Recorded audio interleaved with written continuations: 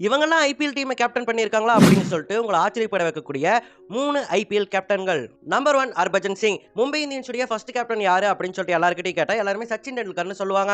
ஆனா உண்மையிலேயே மும்பை இந்தியன்ஸுடைய ஃபர்ஸ்ட் கேப்டன் யாருன்னு கேட்டீங்கன்னா அது ஹர்பஜன் சிங் தாங்க. முதல் சீசன் ஐபிஎல்ல சச்சின் டெண்டுல்கர் பாதி சீசன் ஆடவே இல்லை. அந்த பாதி சீசன் முழுக்கவுமே மும்பை இந்தியன்ஸ்க்கு கேப்டன் பண்ணது ஹர்பஜன் சிங் தாங்க.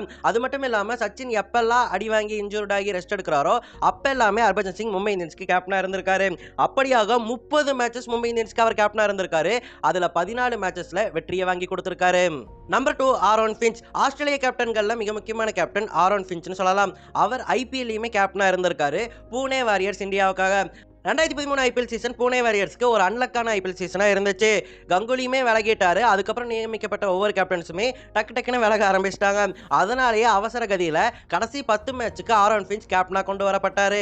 ஆனா வெறும் 2 மேட்ச் மட்டும்தான் புனே வாரியர்ஸ்க்காக அவர் ஜெயிச்சே கொடுத்திருந்தாரு. இருந்தாலும் அவர் நல்லா பேட்டிங் பண்ணியிருந்தாரு. 450 ரன்களுக்கு மேல அடிச்சிருந்தாரு. கடைசி நேரத்தில் அவருக்கு கேப்டன்ஷிப் பதவி கொடுத்ததாலேயே 8வது இடத்த புனே வாரியர்ஸ் அந்த சீசன்ல பிடிச்சிருந்தாங்க.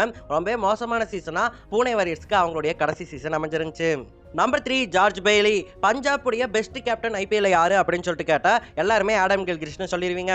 அவருக்கு அப்புறம் ஸ்ரேயஸ் ஐயர் நினைப்பீங்க. அதுதான் இல்ல, அவருக்கு அப்புறம் ஜார்ஜ் பெய்லி தாங்க. ஏன்னா ஜார்ஜ் பெய்லி தான் கிங்ஸ்லாந்து பஞ்சாபை ஃபர்ஸ்ட் இடத்துக்கு கூட்டிட்டு வந்தாரு. 2014 2015 ஐபிஎல்ல இவர் தான் கிங்ஸ்லாந்து பஞ்சாப்க்கு கேப்டனா இருந்தாரு. 2014 ஐபிஎல்ல பாயிண்ட்ஸ் டேபிள்ல ஃபர்ஸ்ட் இடத்த கிங்ஸ்லாந்து பஞ்சாப் பிடிச்சிருந்தாங்க. அதுக்கு மிக முக்கிய காரணமா ஜார்ஜ் பெய்லி இருந்தாரு.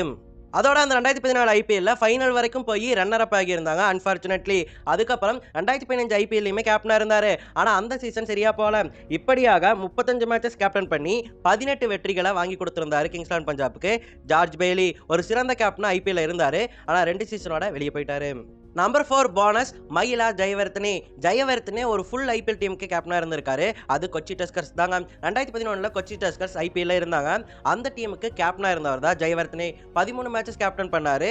6 வெற்றிகளை அந்த டீமுக்காக வாங்கி கொடுத்தாரு. அதுக்கப்புறம் 2012ல அந்த டீமே இல்லாம போயிருச்சு.